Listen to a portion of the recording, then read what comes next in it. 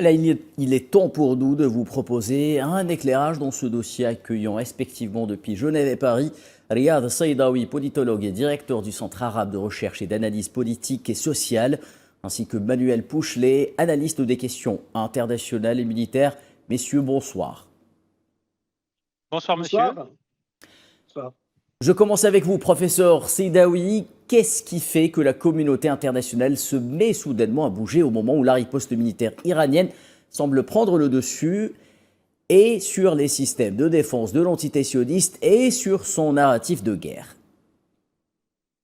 Je dois souligner tout d'abord, et je dis malheureusement, le droit international est bafoué par Trump et l'entité sioniste.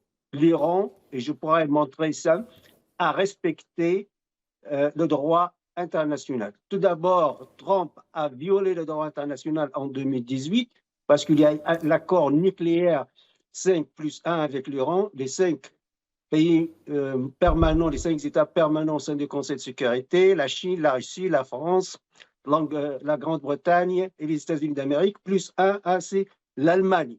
C'était un accord. Oui, un accord 2015, avant le retrait des Américains. Voilà, et cet accord est passé par le Conseil de sécurité. Il devient un accord de droit international.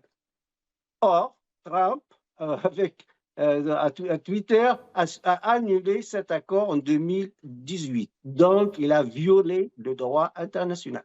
Aujourd'hui, l'entité sioniste aussi viole le droit international en attaquant l'Iran.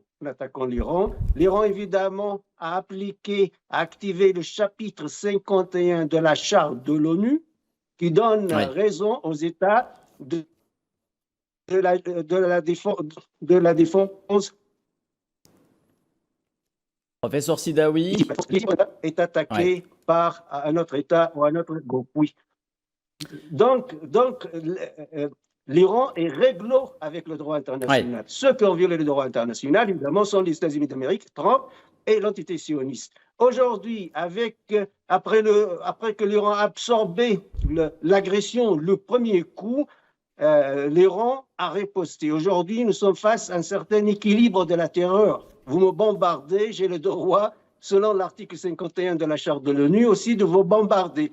Aujourd'hui, évidemment, cet équilibre de la terreur a poussé les Européens, et notamment la France, la Grande-Bretagne et l'Allemagne, et évidemment Trump aussi, à chercher une solution via la voie diplomatique. Mais ce que j'ai entendu aujourd'hui du ministre des Affaires étrangères française, il donne une liste très longue à Genève ici, une liste, pas uniquement le nucléaire militaire iranien, puis interdiction du nucléaire même pacifique, et puis interdiction du programme des missiles, donc le désarmement total de l'Iran. Et puis si on a des espions français arrêtés à Téhéran, on doit les récupérer. Et puis il pose la question pourquoi l'Iran a soutenu la Russie. Donc qu'est-ce que vous voulez exactement? C'est un braquage de l'Iran sur le plan diplomatique. Absolument, évidemment, cette longue liste des exigences, les Iraniens, évidemment, parce qu'ils ont des fondements. Les fondements de l'État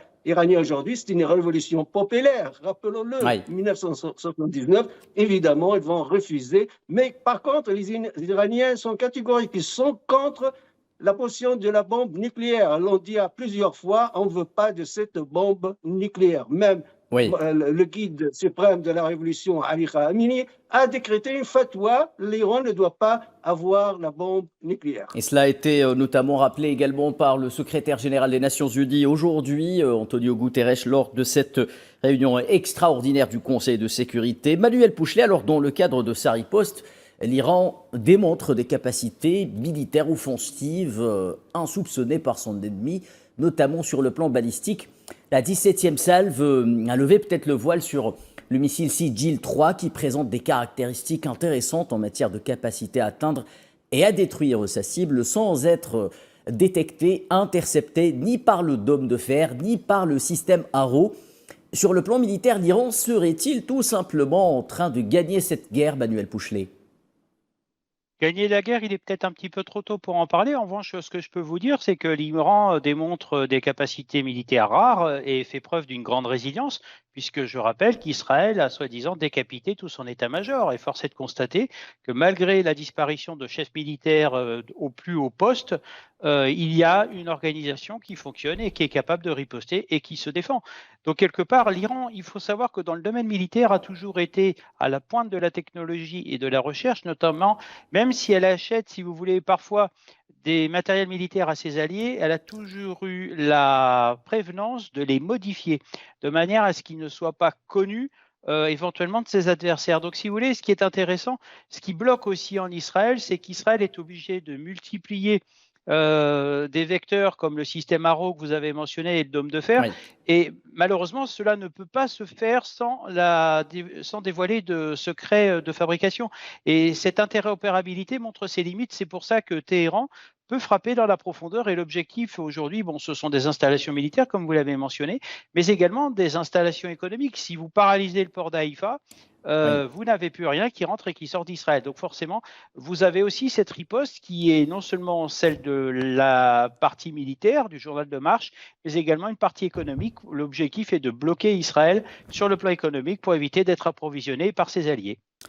Merci Manuel Pouchelet. Une dernière question peut-être rapidement, professeur Sidaoui. Alors un communiqué des gardiens de la Révolution a affirmé ce vendredi que la force de frappe augmente et crescendo. Faut-il s'attendre selon vous à une intensification de la riposte durant les prochains jours, puisque le chef d'état-major de l'armée sioniste a annoncé aujourd'hui que l'entité sioniste doit se préparer à une campagne prolongée, pour reprendre les termes qu'il a utilisés? Oui, comme je vous ai dit, je pense que l'Iran a absorbé le premier choc pendant l'attaque et l'agression israélienne. Aujourd'hui, l'Iran riposte avec une stratégie bien claire. Tout d'abord, l'Iran lance ses missiles jour et nuit, à n'importe quel moment de la journée ou de la nuit, et ça déstabilise l'entité sioniste. Et nous constatons aussi que les premières vagues des missiles n'étaient pas si sophistiquées. Certes, il y a, selon la quantité, oui, c'était même jusqu'à 200 missiles le premier jour. Mais aujourd'hui, l'Iran montre des missiles très, très sophistiqués, une nouvelle technologie. Et les Iraniens, dès le début, ils ont beaucoup travaillé la technologie des missiles. Certes, non pas une aviation sophistiquée. Certes aussi, la DCA iranienne, il faut repenser la DCA iranienne pour les responsables iraniens, parce qu'elle a montré qu'elle n'est pas très, très puissante. Mais s'agissant des missiles, ils ont montré qu'ils sont très, très forts. Ils ont vraiment la haute technologie dans ce domaine. Très bien. Merci à vous deux, messieurs. Je le rappelle, Riyad Sidaoui, depuis Genève, directeur du CARAPS. Manuel Pouchelet depuis Paris, analyste des questions internationales et militaires. Merci à vous, messieurs, pour cet éclairage.